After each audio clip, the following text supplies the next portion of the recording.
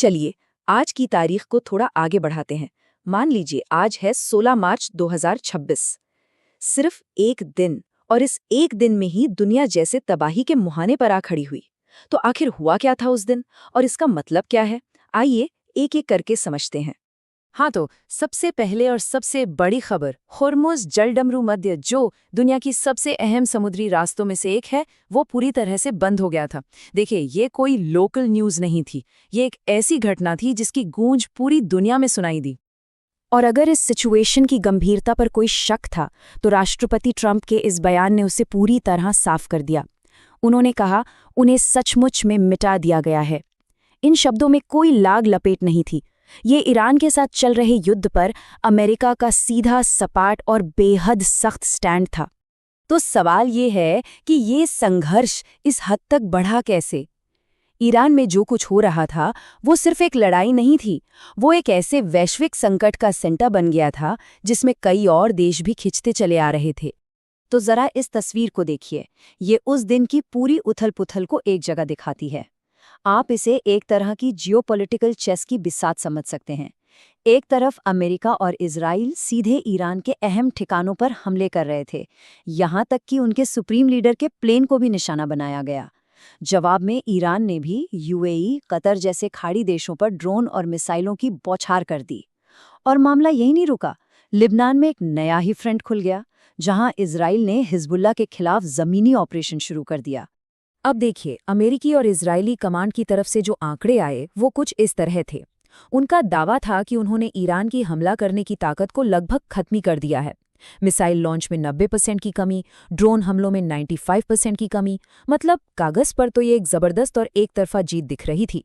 लेकिन सैन्य कामयाबी के इन दावों के बीच कूटनीतिक मोर्चे पर अमेरिका अकेला पड़ता जा रहा था। उसके कई बड़े सहयोगी जैसे जर्मनी, ऑस्ट्रेलिया और स्पेन ने इस लड़ाई में सीधे तौर पर शामिल होने से साफ इनकार कर दिया। ये सिर्फ राय का फर्क नहीं था, ये पश्चिमी गठबंधन में आई एक साफ दरार थी। चलिए अब एक पल के लिए लड़ाई के मैदान से बाहर आते हैं और देखते हैं कि इसका दुनिया पर सबसे तेज और सीधा असर कहाँ पड़ रहा था, और वो था इकोनॉमी। सिर्फ एक नंबर, $100, ये कीमत थी ब्रेंट क्रूड ऑयल की प्रति बैरल। अब ये सिर्फ एक नंबर नहीं है, ये एक ऐसा साइकोलॉजिकल बैरियर था जो कई सालों से टूटा नहीं था। और इसका टूटना ये इस बात का सबसे साफ इशारा था कि दुनिया के एनर्जी मार्केट में जबरदस्त घबराहट फैली हुई है। और ये स्लाइड बताती है कि प्रॉब्लम असल में कितनी बड़ी थी। देखिए, इस रास्ते को दुनिया की तेल सप्लाई की मेन आर्टरी यानी मुख्य धमनी समझिए। और जब ये बंद हुई तो इसका मतलब सिर्फ तेल का रुकना नहीं था, इसका मतलब था पूरी ग्लोबल सप्लाई चेन में एक ऐसा ब्लॉकेज जिसका असर दूर दूर तक महसूस होना तय था। और ये कोई दूर दराज की बात नहीं थी। इस ग्लोबल संकट का असर आम आदमी की जेब पर सीधे सीधे पड़ रहा था। जैसे अमेरिका में पेट्रोल के दाम आसमान छूने लगे थे, और जाहिर है इसका असर घरों के बजट से लेकर लगभग हर चीज की कीमत पर पड़ रहा था।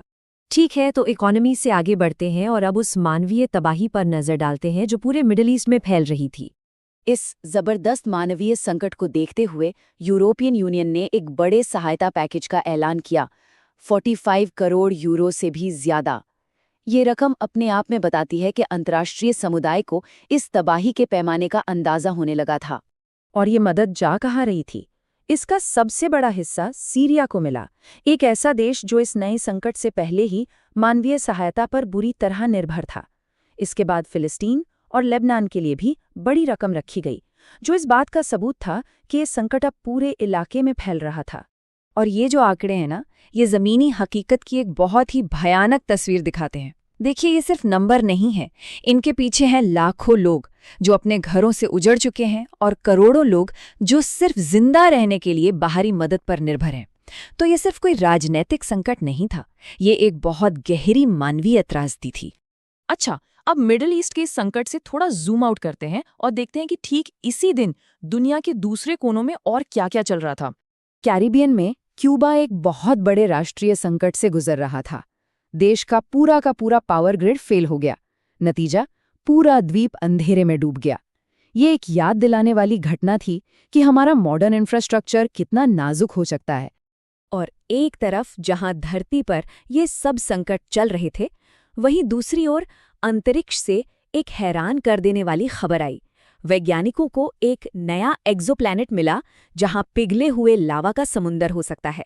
ये एक तरह से हमें याद दिलाता है कि जब हम इंसान यहाँ नीचे आपस में लड़ रहे होते हैं, तब भी ये ब्रह्मांड अपने रहस्यों से पर्दा उठाता रहता है। और दुनिया के सबसे बड़े लोकतंत्र भारत में एक बहुत ही अहम कानूनी और सामाजिक बहस छिड़ी हुई थी। सुप्रीम कोर्ट ने महिलाओं के लिए ज़रूरी मेंस्ट्रुअल लीव के खिलाफ फैसला सुनाया। इस फैसले ने वर्कप्लेस पर बराबरी और महिलाओं के स्वास्थ्य को लेकर एक बड़ी राष्ट्रीय बहस को जन्म दे दिया। तो इन सारी अलग अलग घटनाओं को एक साथ रखकर हम क्या समझ सकते हैं? उस एक दिन की बड़ी तस्वीर क्या थी? सीधी बात यह है कि 16 मार्च 2026 एक ऐसा दिन था जिस पर संकट हावी था। मिडिल ईस्ट का युद्ध ग्लोबल इकोनॉमी को हिला रहा था और लाखों लोगों को मदद की सख्त जरूरत थी। लेकिन जैसा कि हमने देखा, ये पूरी कहानी नहीं है। ठीक उसी दिन इंसानियत ब्रह्मांड के राज भी खोल रही थी और धरती पर अपने जटिल सामाजिक मुद्दों से भी जूझ रही थी।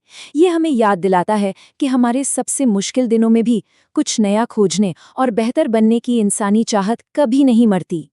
और आखिर में ये हमें एक सवाल के साथ छोड़ जाता है। जब दुनिया एक ही दिन में इतना कुछ देख सकती है, इतना संघर्ष और इतनी तरक्की, इतना संकट और इतनी खोज, तो फिर सवाल ये उठता है कि इतनी बटी हुई दुनिया में हम सब मिलकर आगे बढ़ने का एक साझा रास्ता आखिर खोजेंगे कहाँ?